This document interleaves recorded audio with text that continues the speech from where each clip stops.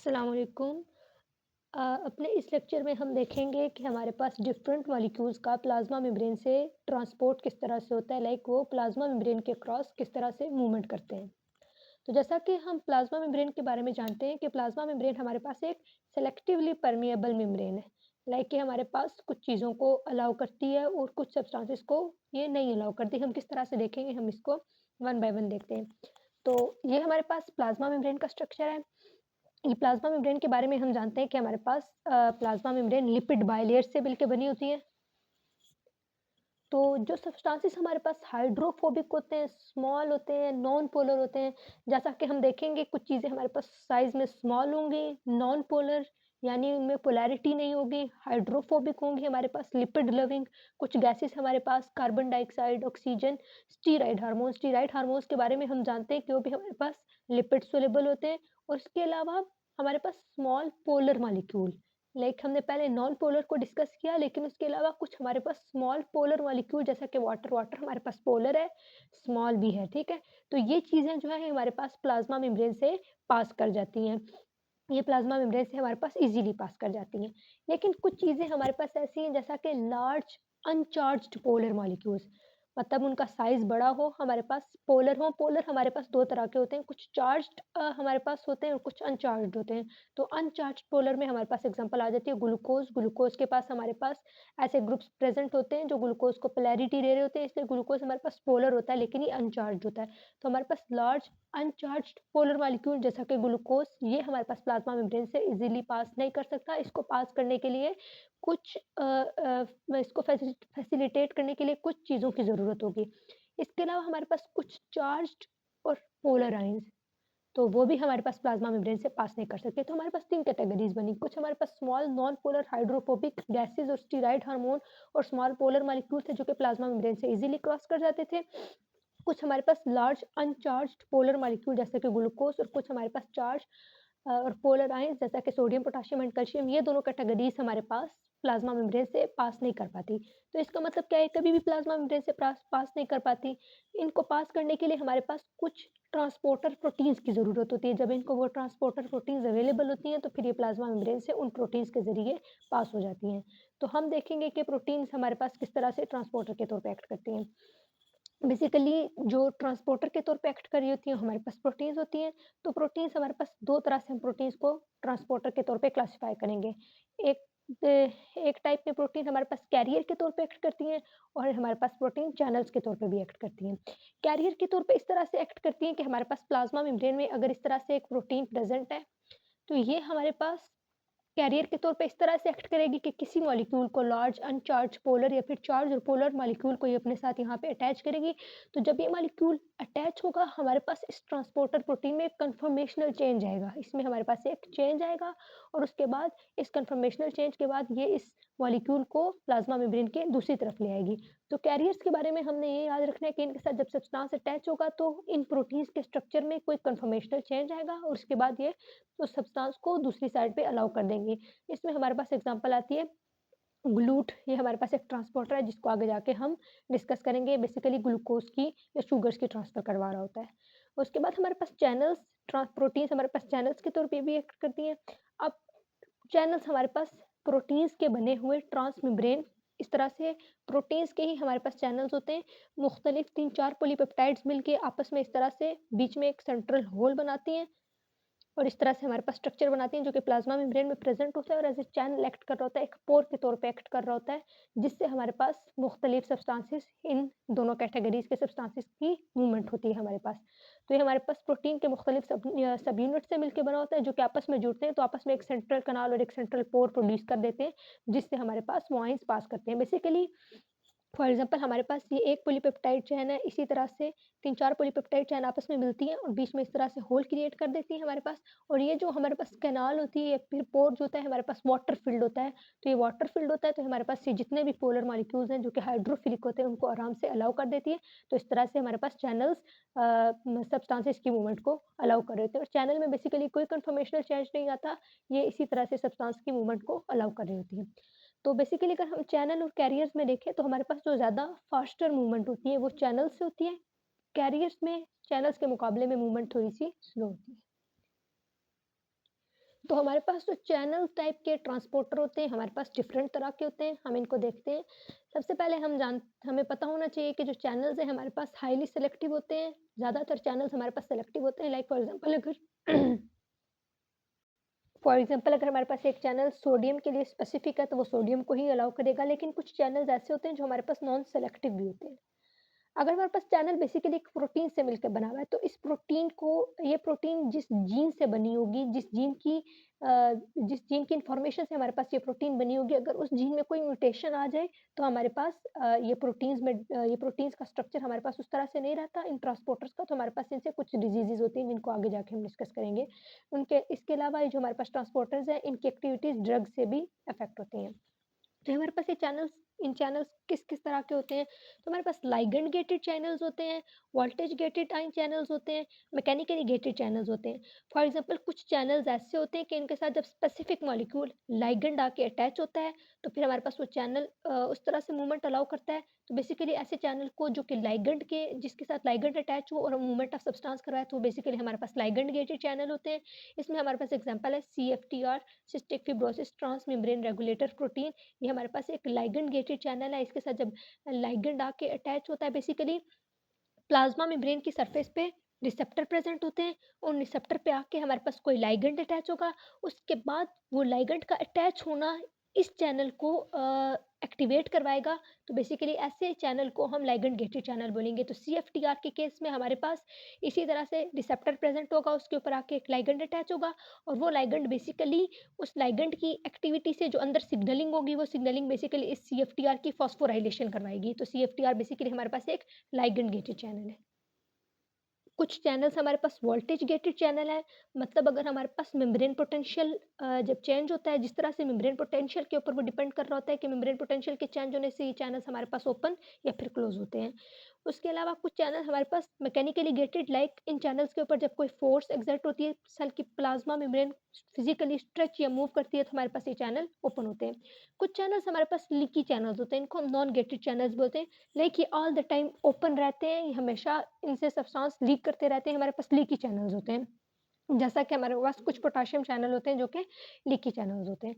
इसके अलावा कुछ चैनल्स हैं हमारे पास, जैसा कि एक्वापोरेस, ये बेसिकली वाटर की मूवमेंट को अलाउ करते हैं, और ये भी हमारे पास ऑल द टाइम ओपन होते हैं। तो एक्वापोरेस हमारे पास ऐसे स्पेसिफिक चैनल्स हैं जो वाटर की मूवमेंट को अलाउ कर रहे होते हैं, और बेसिकली हम जानते हैं कि वाटर की जो मेम्ब्रेन के क्रॉस मूवमेंट होती है, उसको बेसिकली हम ऑस्मोसिस बोलते हैं।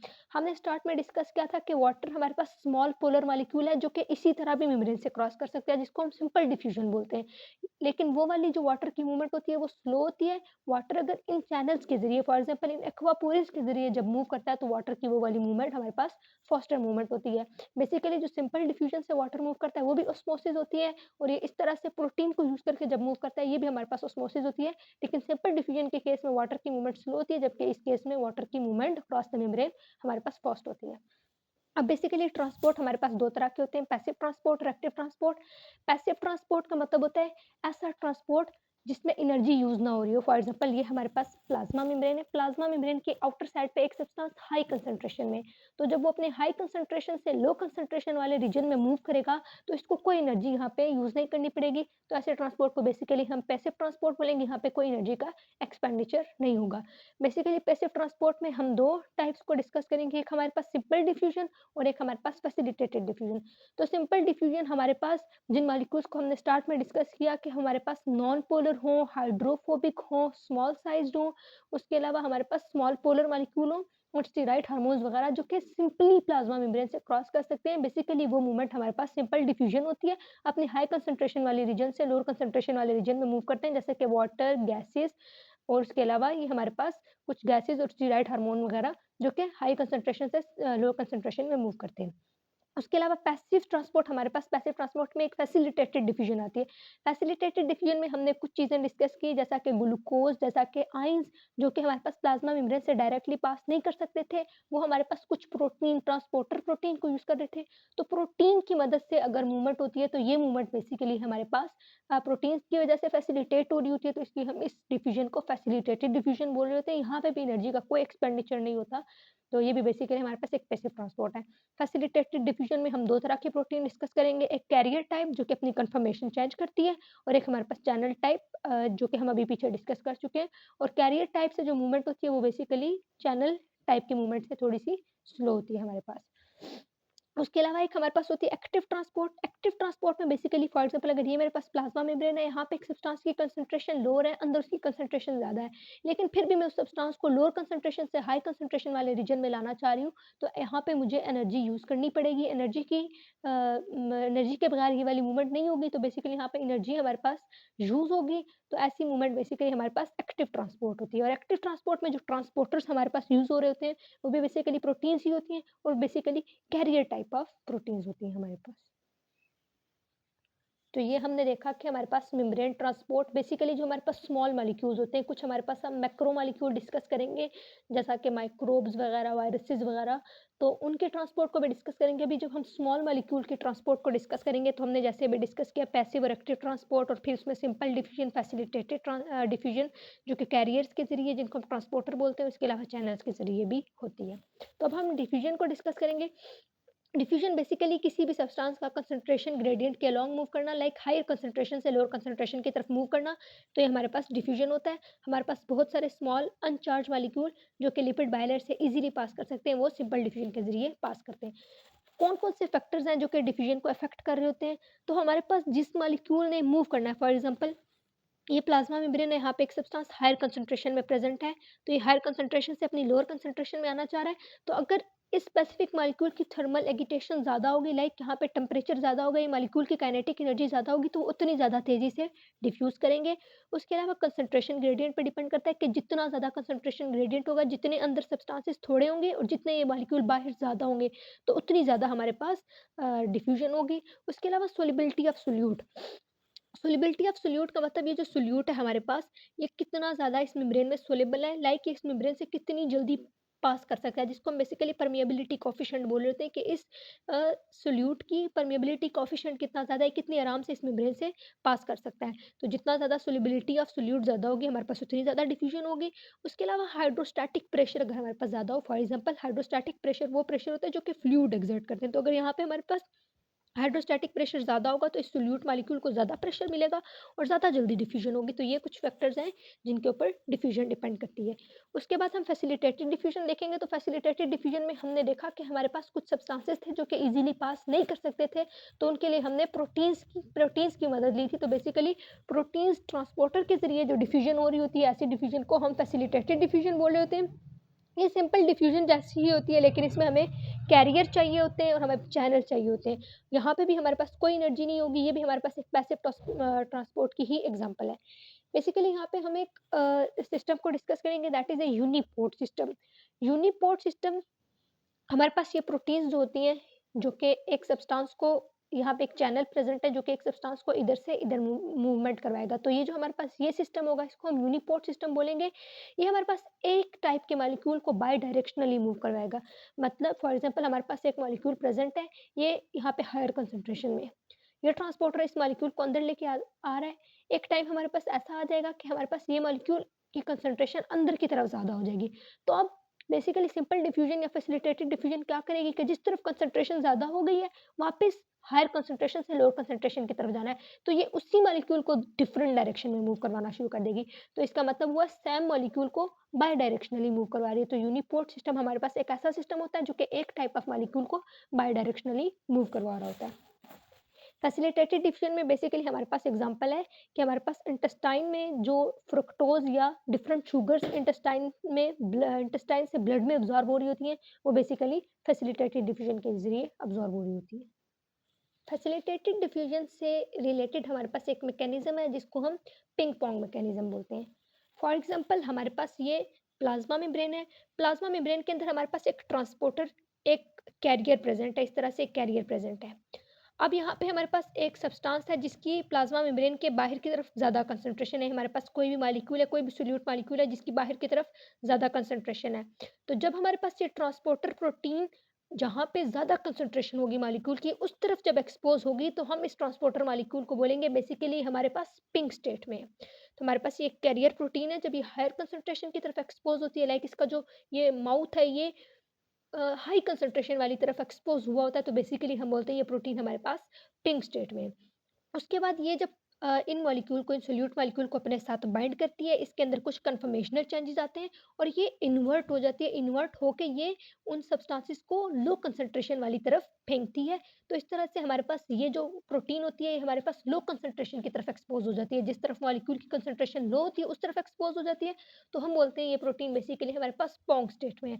तो बेसिकली जब ये protein higher concentration of solute की तरफ एक्सपोज़ होगी, तो हम इसको पिंक स्टेट में बोलेंगे। और जब ये लो कंसंट्रेशन ऑफ सोल्यूट की तरफ एक्सपोज़ होगी, तो हम इसको पोंग स्टेट में बोलेंगे। तो हमारे पास एक कैरियर प्रोटीन होती है जो कि 2 प्रिंसिपल कन्फर्मेशन में एक्सिस्ट करती है।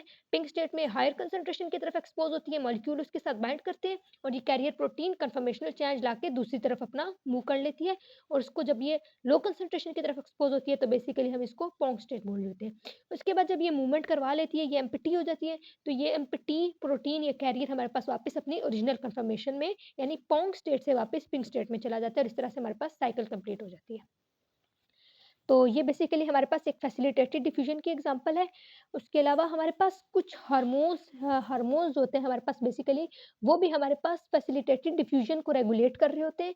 इस तरह से हमारे पास कुछ रिसेप्टर्स प्रेज़ेंट होते हैं, कुछ हमारे पास सेल्स, फॉर एग्ज़ाम्पल हम अगर मसल सेल की बात करें जहाँ पे ग्लूकोज़ की एब्ज़ॉर्प्शन होनी है, स्केलेटल मसल्स की बात करें, तो यहाँ पे हमारे पास कुछ रिसेप्टर्स प्रेज़ेंट होते हैं। मसल सेल पे कुछ रिसेप्टर्स प्रेज़ेंट है जहाँ पे आके बेसिकली हमारे पास इंसुलिन आके अटैच होगी। तो फॉर एग्ज़ाम्पल जब हमारे पास इंसुलिन आके अटैच होती है, तो यहाँ पे हमने सेल सिग्नलिंग वाले चैप्टर में पढ़ा था कि यहाँ पे हमारे पास एक सीरीज़ ऑफ सिग्नलिंग होती है अंदर और उसके बाद हमारे पास साइटोप्लाज़्म के अंदर कुछ वेसिकल्स प्रेज़ेंट होती हैं और उन वेसिकल्स के अंदर हमारे पास ट्रांसपोर्टर प्रेज़ेंट होते हैं, जिन ट्रांसपोर्टर को हम GLUT4 बोल रहे होते हैं। बेसिकली ग्लूट हमारे पास 12 तरह के ट्रांसपोर्टर होते हैं, 12 तरह के हमारे पास ग्लूट होते हैं, जो ग्लूट 4 होता है ये बेसिकली इंसुलिन रिसेप्टर की सिग्नलिंग के रिजल्ट में हमारे पास एक्टिवेट होता है। तो बेसिकली जब हमारे पास इंसुलिन यहाँ पे आके अटैच होता है, तो ये ग्लूट 4 हमारे पास साइटोप्लाज़्म से मूव करके प्लाज़्मा मेम्ब्रेन पे चले जाते हैं और उसके बाद ये ग्लूकोज़ और अमाइनो एसिड की ट्रांसपोर्ट करवाते हैं। बेसिकली सेल के अंदर ग्लूकोज़ और अमाइनो एसिड की ट्रांसपोर्टेशन करवा रहे होते हैं। तो ये भी बेसिकली हमारे पास एक फैसिलिटेटेड डिफिज़न की एग्जांपल है कि हमारे पास ट्रांसपोर्ट प्रोटीन हायर कंसंट्रेशन से बाहर ग्लूकोज़ प्रेज़ेंट है उनको अंदर लेके आ रही है। अब फैसिलिटेटेड डिफिज़न किन फैक्टर्स पे डिपेंड करती है, ये फैक्टर्स हमारे पास इंपॉर्टेंट हैं। Concentration gradient across the membrane कि हमारे पास मेम्ब्रेन के क्रॉस कंसंट्रेशन ग्रेडिएंट जितना ज़्यादा होगा, फॉर एग्जांपल ये मेम्ब्रेन है, हमारे पास एक मेम्ब्रेन है जहाँ पे बाहर 15 सोल्यूट मॉलिक्यूल और अंदर 1 है और एक मेम्ब्रेन हमारे पास ऐसी है जहाँ पे बाहर 20 है और अंदर 1 सोल्यूट मॉलिक्यूल है। तो यहाँ पे हमारे पास फैसिलिटेटेड डिफ्यूजन या फिर डिफ्यूजन हमारे पास यहाँ पे ज़्यादा होगी, जहाँ पे कंसंट्रेशन ग्रेडिएंट ज़्यादा होगा। उसके अलावा अमाउंट ऑफ कैरियर अवेलेबल हमारे पास कितने कैरियर प्रेज़ेंट हैं, जितने ज़्यादा कैरियर प्रेज़ेंट हैं, उतनी ज़्यादा जल्दी हमारे पास फैसिलिटेटेड डिफ्यूजन होगी।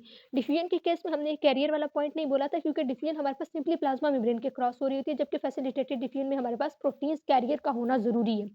उसके अलावा the affinity of solute and carrier. अब हमारे पास ये अगर ये कैरियर प्रोटीन है, तो अगर ये सोल्यूट इसके साथ जितनी जल्दी इंटरैक्ट करेगा, इन दोनों के दरमियान आपस में जुड़ने में जितनी ज़्यादा इनकी एफिनिटी ज़्यादा होगी, उतनी जल्दी हमारे पास फैसिलिटेटेड डिफिजन होगी। उसके बाद इस सोल्यूट के अटैच होने के बाद हमारे पास ये प्रोटीन अपने अंदर कितनी जल्दी कन्फर्मेशनल चेंज लाती है, मतलब जब ये लोडेड हो जाएगी, ये प्रोटीन इसके साथ ये लिगैंड या फिर ये कोई सब्सटेंस सोल्यूट सब्सटेंस अटैच हो जाएगा, तो हम इसको लोडेड स्टेट में बोलेंगे। तो ये अपनी लोडेड स्टेट में कितनी जल्दी कन्फर्मेशनल चेंज लाती है और इसको अंदर लेके आती है और जब ये इस सब्सटेंस को अंदर ले आती है, तो इसको हम अनलोडेड बोलेंगे। तो ये अपनी अनलोडेड स्टेट में भी कितनी जल्दी कन्फर्मेशन चेंज लाके वापस अपनी पुरानी हालत में जाती है। तो ये कितनी जल्दी कन्फर्मेशनल चेंज लाती है, बेसिकली हमारे पास फैसिलिटेटेड डिफिजन इसके ऊपर भी डिपेंड कर रही होती है। अब हमारे पास एक ग्राफ है जिसमें बेसिकली हमारे पास एक्स एक्सिस पे हम कंसंट्रेशन डिफरेंस लेंगे। कंसंट्रेशन डिफरेंस का मतलब हमारे पास एक ऐसी प्लाज्मा मेम्ब्रेन है जहाँ पे ये 15 और 1 वाला कंसंट्रेशन डिफरेंस है और एक में हमारे पास 20 और 1 वाला कंसंट्रेशन डिफरेंस है। और फिर हम रेट ऑफ ट्रांसपोर्ट देखेंगे। तो बेसिकली डिफ्यूजन जब हमारे पास सिंपल डिफ्यूजन जहाँ पे कोई ट्रांसपोर्टर नहीं इन्वॉल्व, वहाँ पे हमारे पास जितनी ज़्यादा कंसंट्रेशन डिफरेंस होता जाएगा, तो हमारे पास वो डिफ्यूजन उतनी ज़्यादा उसका रेट ऑफ ट्रांसपोर्टेशन इतना ज़्यादा बढ़ता जाएगा। तो डिफ्यूजन के केस में हमारे पास ये ग्राफ स्ट्रेट लाइन जाएगा, मतलब जितना ज़्यादा हमारे पास कंसंट्रेशन डिफरेंस बढ़ता जा रहा है, हमारे पास रेट ऑफ ट्रांसपोर्टेशन भी बढ़ता जा रहा है। लेकिन फैसिलिटेटेड डिफ्यूजन में जब हम कंसंट्रेशन डिफरेंस बढ़ाएँगे, एक पॉइंट आएगा कि हमारे पास जितने भी कैरियर अवेलेबल थे, वो सारे फिल हो जाएँगे। उन सब के साथ हमारे पास वो सोल्यूट पार्टिकल अटैच हो जाएँगे। अब हम सोल्यूट पार्टिकल अगर फर्दर बढ़ाएँगे, तो हमारे पास फैसिलिटेटेड डिफ्यूजन पे इफेक्ट नहीं होगा क्योंकि हमारे पास जो कैरियर है वो सारे ऑक्युपाइड हो चुके हैं। तो इस पॉइंट को हम बेसिकली सैचुरेशन पॉइंट बोलते हैं।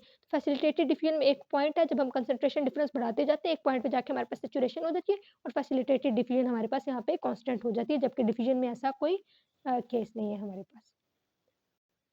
अब third type of transport mechanism को हम डिस्कस करेंगे, दैट इज एक्टिव ट्रांसपोर्ट, जिसमें बेसिकली एनर्जी का हमारे पास यूज़ होता है। मतलब हमने सब्सटेंसेस को अब हायर कंसंट्रेशन से लोअर कंसंट्रेशन में नहीं लेके जाना, लोअर कंसंट्रेशन से हायर कंसंट्रेशन में लेके जाना है, तो बेसिकली यहाँ पे एनर्जी का एक्सपेंडिचर होगा। यहाँ पे हम सब्सटेंस को अगेंस्ट द कंसंट्रेशन ग्रेडियंट, या फिर इस मूवमेंट को हम अपहिल मूवमेंट कर कहते हैं, तो हम यहाँ पे अपहिल मूवमेंट करवाएंगे, इसलिए हम इसको एक्टिव ट्रांसपोर्ट बोल रहे होते हैं। यहाँ पे हमारे पास एनर्जी यूज़ हो रही है। एक्टिव ट्रांसपोर्ट हमारे पास 2 तरह की होती है, एक प्राइमरी एक्टिव ट्रांसपोर्ट और एक सेकेंडरी एक्टिव ट्रांसपोर्ट। तो पहले हम प्राइमरी एक्टिव ट्रांसपोर्ट को देखेंगे। प्राइमरी एक्टिव ट्रांसपोर्ट हमारे पास एक ऐसी एक्टिव ट्रांसपोर्ट है जहाँ पे हमारे पास substances against the concentration gradient move करेंगे, लेकिन हमारे पास डायरेक्टली एनर्जी, यहाँ पे एनर्जी का डायरेक्ट यूज होगा, तो बेसिकली इसको हम प्राइमरी एक्टिव ट्रांसपोर्ट बोलते हैं। यहाँ पे हम एग्जांपल देते हैं, सोडियम पोटाशियम पंप की एग्जांपल देखते हैं। सोडियम पोटाशियम पंप, हमारे पास एक पंप प्रेजेंट है। यहाँ पे बेसिकली जो प्रोटीन यूज हो रही होती है, कैरियर टाइप ऑफ प्रोटीन होती है, इनको हम पंप बोल रहे होते हैं एक्टिव ट्रांसपोर्ट के केस में। तो ये हमारे पास सोडियम पोटाशियम पंप है। ये पंप जब हमारे पास सेल के अंदर की तरफ, इसके पास 3 हमारे पास साइड्स होती हैं और यहाँ पे इसकी 2 साइड्स होती हैं। अब जैसा कि हम जानते हैं कि अ, सोडियम हमारे पास सेल के बाहर ज़्यादा होता है और पोटाशियम हमारे पास सेल के अंदर ज़्यादा होता है। पोटाशियम हमेशा हमारे पास सेल के अंदर ज़्यादा होता है, सोडियम हमारे पास सेल के बाहर ज़्यादा होता है। इसको हम इस तरह से याद रख सकते हैं, नोकिया से, कि हमारे पास सोडियम आउटसाइड ज़्यादा और पोटाशियम हमारे पास इनसाइड ज़्यादा है। तो ये हमारे पास होता है। लेकिन हम क्या कर रहे होते हैं यहाँ पे कि सोडियम आउटसाइड हमारे पास ज़्यादा होता है, लेकिन हम और भी सोडियम को बाहर लेके जा रहे होते हैं। अंदर इसकी कंसंट्रेशन कम है, लेकिन फिर भी हम सोडियम को बाहर लेके जा रहे हैं, तो यहाँ पे हम एनर्जी का यूज़ होगा हमारे पास। और पोटाशियम हमारे पास इनसाइड ज़्यादा है, लेकिन हम फिर भी पोटाशियम को बाहर से अंदर लेके आ रहे हैं। तो पोटाशियम को बेसिकली हम बाहर से अंदर लेके आ रहे हैं। यहाँ इसको भी against the concentration gradient move करवा रहे हैं, तो यहाँ पे भी हमारे पास एनर्जी का यूज़ होगा। तो ये हमारे पास एक ट्रांसपोर्टर है, सोडियम पोटाशियम पंप। यहाँ इसके अंदर की तरफ 3 सोडियम हमारे पास अटैच होते हैं और बाहर की तरफ हमारे पास 2 पोटाशियम अटैच होते हैं। और इस तरह से इन दोनों की against the concentration gradient movement होती है हमारे पास। और बेसिकली जो हमारे पास ये अंदर 3 सोडियम की जहाँ पे साइट्स हैं, यहाँ पे हमारे पास एक थर्ड साइट होती है, फोर्थ साइट होती है, जहाँ पे एटीपीएज़ हमारे पास अटैच होता है, जो कि यहाँ पे एटीपी की ब्रेक डाउन करवाता है। एटीपी, एडीपी और इनऑर्गेनिक फॉस्फेट में यहाँ पे जो एनर्जी रिलीज़ होती है, उस एनर्जी की वजह से हमारे पास ये against the concentration gradient movement होती है। तो बेसिकली एक्टिव ट्रांसपोर्ट में हमारे पास एनर्जी यूज़ हुई और substance against the concentration gradient move हुए। अब हमारे पास इसमें जो सोडियम पोटेशियम पंप होता है, ये बेसिकली हमारे पास इसका फंक्शन हमारे पास क्या है, इसके फंक्शन हमारे पास क्या है? तो एक तो हम याद रखेंगे, ये फंक्शंस नहीं, बेसिकली इसके स्ट्रक्चर के, इसकी 3 बाइंडिंग साइट होती है, सोडियम के लिए 2 बाइंडिंग साइट होती है, पोटेशियम के लिए। सोडियम बाइंडिंग साइट के करीब हमारे पास इसकी एटीपीएस एक्टिविटी होती है। अच्छा, तो हमारे पास बेसिकली ये जो सोडियम पोटेशियम पंप होता है, हमारे पास सेल के वॉल्यूम को कंट्रोल कर रहा होता है। जैसा कि हम जानते हैं कि हमारे पास सेल का जो अंदर वाला पार्ट होता है, सेल का इंटीरियर पार्ट, यहाँ पे बहुत सारी प्रोटीन्स प्रेज़ेंट होती हैं हमारे पास। तो बहुत सारी लार्ज प्रोटीन्स प्रेज़ेंट होती हैं, जो कि सेल के बाहर नहीं जा सकती। प्रोटीन्स हम जानते हैं कि वो मेम्ब्रेन को इतनी ईज़िली क्रॉस नहीं कर पाती। उन प्रोटीन के अंदर प्रेज़ेंट होने की वजह से हमारे पास, हम जानते हैं जहाँ पे सोल्यूट ज़्यादा होता है, वहाँ पे वाटर मूव करता है। तो बेसिकली बहुत सारा वाटर अंदर आ जाता है। अगर हमारे पास सोडियम पोटेशियम पंप की एक्टिविटी ना हो, तो हमारे पास अंदर पानी इतना ज़्यादा हो जाए कि हमारे पास सेल बर्स्ट कर जाए।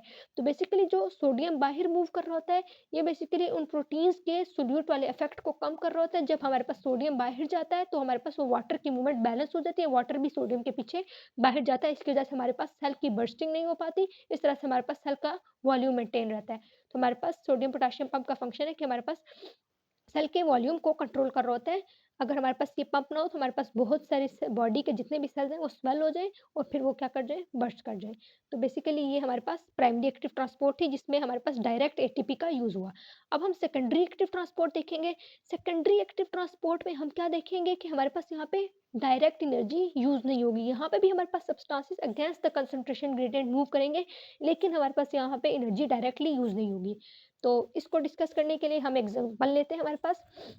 फॉर एग्जांपल ये हमारे पास इंटेस्टाइनल ह्यूमन है। ये हमारे पास इंटेस्टाइन है, जहाँ पे हमने फॉर एग्जांपल एक ग्लूकोज़ वाला हमने मील लिया था और हमारे पास अब इंटेस्टाइन में हमारे पास बहुत सारी ग्लूकोज़ प्रेज़ेंट है और एट द एंड हमारे पास ग्लूकोज़ स्मॉल इंटेस्टाइन में उस ग्लूकोज़ की एब्ज़ॉर्प्शन होनी होती है। तो ये हमारे पास ग्लूकोज़ प्रेज़ेंट है, अमाइनो एसिड्स प्रेज़ेंट है हमारे पास इंटेस्टाइनल ल्यूमन में। अब हम जानते हैं ये ल्यूमन है, तो इसके साथ यहाँ पे एपिथेलियल सेल्स होते हैं। बेसिकली इन एपिथेलियल सेल्स में हमारे पास इन ग्लूकोज़ की एब्ज़ॉर्प्शन होती है और उसके बाद ये हमारे पास ब्लड में चले जाते हैं। तो अब यहाँ पे हमारे पास स्टार्ट में ग्लूकोज इस इंटेस्टाइनल ह्यूमन में बहुत ज़्यादा होगा, क्योंकि हमने ग्लूकोज वाला लाइक हमने ग्लूकोज लिया हुआ है बहुत सारा, तो हमारे पास इस इंटेस्टाइनल ह्यूमन में बहुत सारा ग्लूकोज होगा।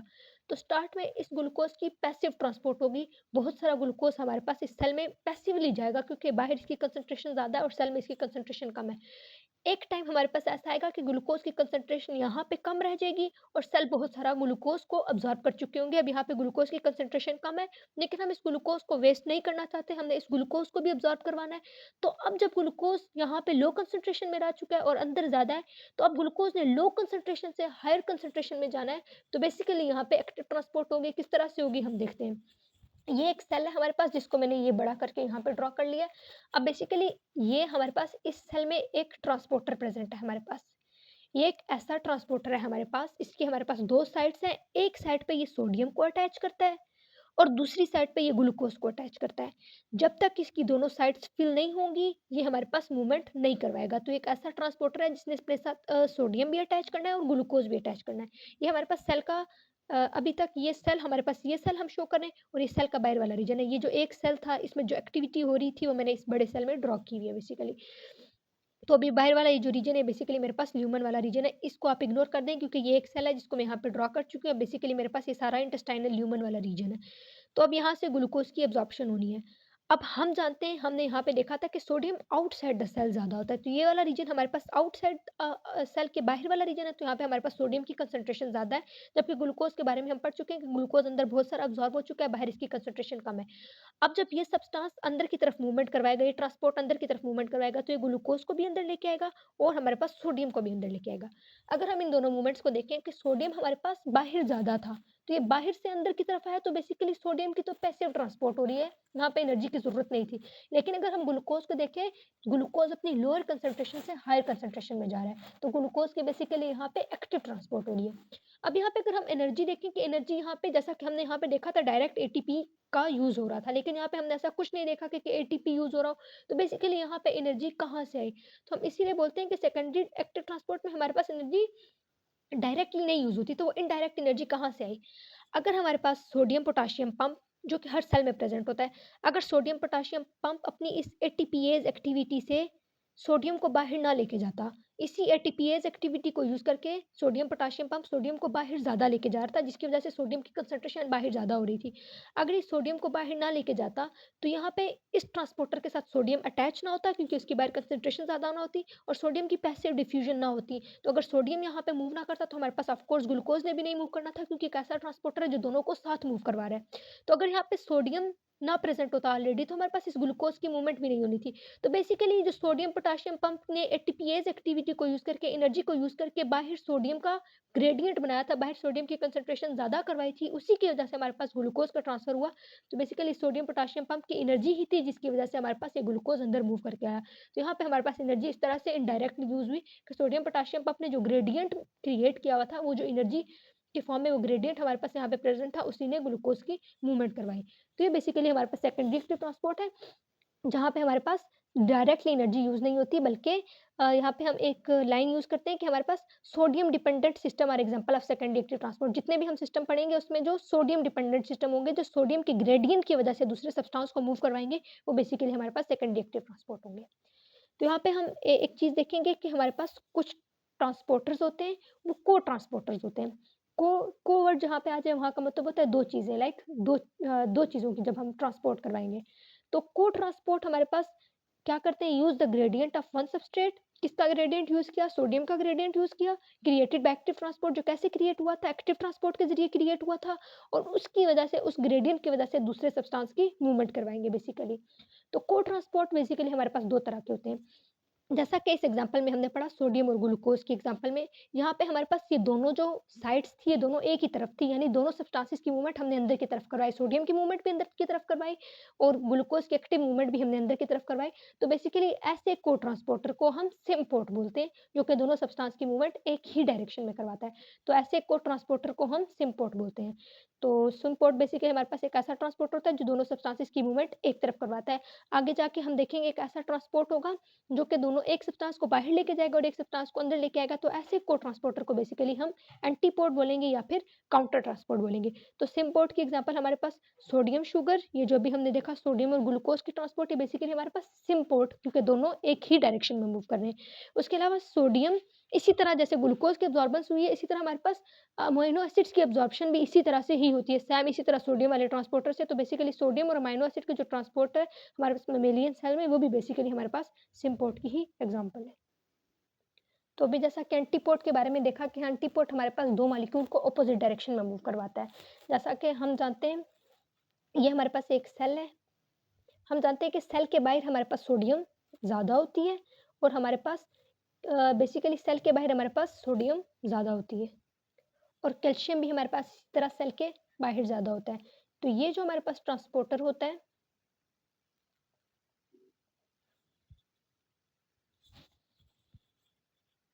तो इस तरह से हमारे पास ये एक ट्रांसपोर्टर है जो कि यहाँ से कैल्शियम को बाइंड करेगा अंदर की तरफ और कैल्शियम को अपनी लो कंसंट्रेशन से, कैल्शियम हमारे पास यहाँ पे लो कंसंट्रेशन में प्रेजेंट है, इस लो कंसंट्रेशन से कैल्शियम को बाहर लेके आएगा हायर कंसंट्रेशन की तरफ।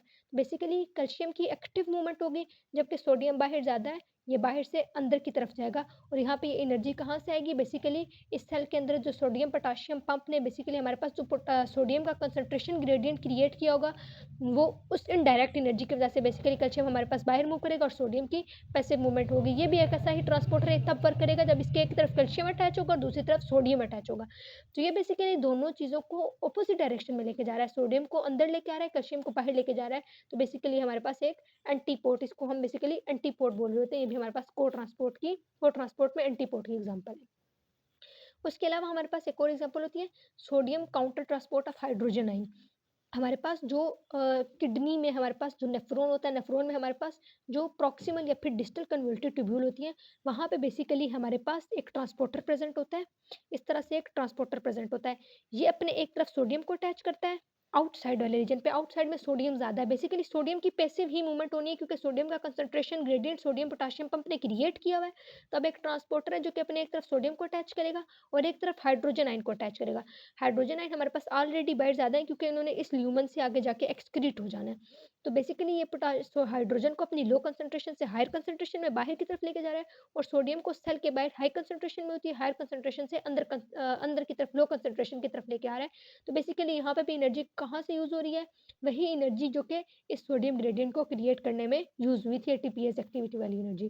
तो बेसिकली ये भी हमारे पास एक काउंटर ट्रांसपोर्ट है, दोनों रिवर्स डायरेक्शन में मूव कर रहे हैं। तो ये हमारे पास एक एंटीपोर्ट की एग्जांपल है। इसके अलावा हमारे पास अगर हम प्राइमरी एक्टिव ट्रांसपोर्ट की, एक तो हमने प्राइमरी एक्टिव ट्रांसपोर्ट की एग्जांपल हमने देखी, हमने जो सोडियम पोटेशियम पंप डिस्कस किया प्राइमरी एक्टिव ट्रांसपोर्ट में जहाँ पे डायरेक्टली एनर्जी यूज़ हो रही थी। उसके अलावा अगर हम प्राइमरी एक्टिव, ये हमने सेकेंडरी एक्टिव ट्रांसपोर्ट की एग्जांपल्स देखी। अगर हम प्राइमरी एक्टिव ट्रांसपोर्ट की एग्जांपल देखें तो हमारे पास कैल्शियम आयन की मूवमेंट, बेसिकली हमारे पास जो स्केलेटल मसल सेल्स होते हैं वहाँ हमारे पास सार्कोप्लाज़्मिक रेटिकुलम्स प्रेज़ेंट होते हैं। सार्कोप्लाज़्मिक रेटिकुलम में हमारे पास कैल्शियम की बहुत सारी अमाउंट प्रेज़ेंट होती है, बहुत सारा कैल्शियम प्रेज़ेंट होता है और बाहर हमारे पास कैल्शियम थोड़ी अमाउंट में प्रेज़ेंट होता है। जब हमारे पास मसल कॉन्ट्रैक्शन हो जाती है, तो हमने कैल्शियम को वापस अब्ज़ॉर्ब करना होता है, साइटोसोल से वापस सार्कोप्लाज़्मिक रेटिकुलम में अब्ज़ॉर्ब करना होता है। कैल्शियम बाहर थोड़ी अमाउंट में होता है, अंदर ज़्यादा अमाउंट में होता है। तो यहाँ पे against the concentration gradient basically calcium की मूवमेंट होती है और यहाँ पे कैल्शियम एटीपीएज़ एक्टिविटी हमारे पास यूज़ होती है। तो बेसिकली उसकी इस एटीपी के यूज़ होने की वजह से इस कैल्शियम की हमारे पास लो कंसंट्रेशन से हायर कंसंट्रेशन में मूवमेंट होती है, तो ये भी हमारे पास प्राइमरी एक्टिव ट्रांसपोर्ट की एग्जांपल है। उसके अलावा प्राइमरी एक्टिव ट्रांसपोर्ट की हमारे पास एक और एग्जांपल है, बेसिकली हमारे पास जो गैस्ट्रिक सेल्स होते हैं, हमारे पास पैराइटल सेल्स, हमारे पास स्टमक में कुछ सेल्स होते हैं पैराइटल सेल्स, वहाँ पे भी हमारे पास एक पंप प्रेजेंट होता है जो कि हाइड्रोजन आयन, तो हाइड्रोजन की कंसंट्रेशन बेसिकली हमारे पास स्टमक का जो ल्यूमन है, बेसिकली हमारे पास यहाँ पे हाइड्रोजन ऑलरेडी ज़्यादा होते हैं, तो हम गैस्ट्रिक सेल से हाइड्रोजन को अंदर जो कि लो कंसंट्रेशन में उनको बाहर लेके आ रहे होते हैं और पोटाशियम जो कि हमारे पास हम जानते हैं इनसाइड द सेल ज़्यादा होते हैं, पोटाशियम को हम बाहर से अंदर लेके आते हैं। तो ये भी बेसिकली हमारे पास प्राइमरी एक्टिव ट्रांसपोर्ट एग्जाम्पल, यहाँ पर हमारे पास एटीपी डायरेक्टली यूज़ हो रहा होता है, तो इसको बोलते हैं हम हाइड्रोजन पोटाशियम एटीपीएस, ये भी हमारे पास प्राइमरी एक्टिव ट्रांसपोर्ट की एग्जाम्पल है। ये लास्ट हमारे पास एक एमसीक्यू टाइप क्वेश्चन है कि हमारे पास हमने देखना है कि हमारे पास ये नीचे जितने भी क्वेश्चंस दिए हुए हैं इनमें हमारे पास कौन सा यूनिपोर्ट है, कौन सा हमारे पास सिम पोर्ट, कौन सा हमारे पास एंटीपोर्ट है। तो बेसिकली हम ग्लूकोज़ ट्रांसपोर्टर जो हमने ग्लूट डिस्कस किया था जो कि ग्लूकोज़ के ट्रांसपोर्टर करवा रहा था। इसको हमने फैसिलिटेटेड डिफ्यूजन में डिस्कस किया और ये बेसिकली हमारे पास यूनिपोर्ट था। हमने फैसिलिटेटेड डिफ्यूजन में ही यूनिपोर्ट पढ़ा जो कि एक ही मॉलिक्यूल की बाय डायरेक्शनली मूवमेंट करवा रहा होता है। तो ग्लूकोज़ ट्रांसपोर्टर इरिथ्रोसाइट में हमारे पास यूनिपोर्ट की एग्ज़ाम्पल है और ये बेसिकली हमारे पास एक्टिव ट्रांसपोर्ट है या फिर पैसिव ट्रांसपोर्ट, तो हमने ये बताना है हमारे पास फैसिलिटेटेड डिफ्यूजन में। उसके अलावा sodium potassium pump. Sodium potassium pump हमने देखा है हमारे पास प्राइमरी एक्टिव ट्रांसपोर्ट था क्योंकि यहाँ पे डायरेक्टली एटीपी यूज़ हो रहा था और ये हमारे पास सोडियम और पोटेशियम को ऑपोजिट डायरेक्शन में मूव कर रहा था, तो बेसिकली हमारे पास एंटीपोर्ट टाइप ऑफ ट्रांसपोर्ट है। उसके अलावा सोडियम ग्लूकोज ट्रांसपोर्टर जो कि हमने इंटेस्टाइनल एपिथेलियम में देखा कि हमारे पास एक ट्रांसपोर्टर था जिसके एक तरफ सोडियम अटैच होता था, दूसरी तरफ ग्लूकोज, तभी वो मूवमेंट करता था और सेम डायरेक्शन में मूवमेंट कर रहे थे और ये हमारे पास सेकेंडरी एक्टिव ट्रांसपोर्ट की एग्जाम्पल थी क्योंकि यहाँ पे डायरेक्टली एटीपी यूज़ नहीं हो रहा था। जो बेसिकली हमारे पास सेकेंडरी एक्टिव ट्रांसपोर्ट है, बेसिकली टाइप है, सिम्पोर्ट टाइप ऑफ ट्रांसपोर्ट है।